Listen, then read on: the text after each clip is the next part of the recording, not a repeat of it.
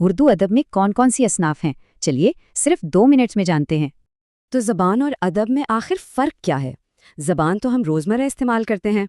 ادب دراصل اسی زبان کا فنکارانہ استعمال ہے جو خیالات اور جذبات کو ایک خوبصورت شکل دیتا ہے۔ بنیادی طور پر اردو ادب کو 2 بڑی قسموں میں تقسیم کیا جاتا ہے۔ پہلی ہے نثر یعنی عام بول چال والا انداز، اور دوسری ہے شاعری جس میں وزن اور قافیہ ہوتا ہے۔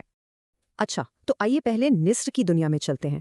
نثر کے بھی آگے 2 اہم شاخیں ہیں، ایک ہے افسانوی اور دوسری غیر افسانوی۔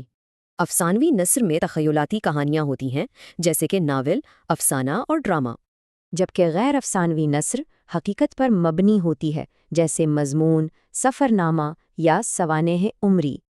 چلیں اب بات کرتے ہیں شاعری کی، جو اردو ادب کا ایک بہت اہم حصہ ہے۔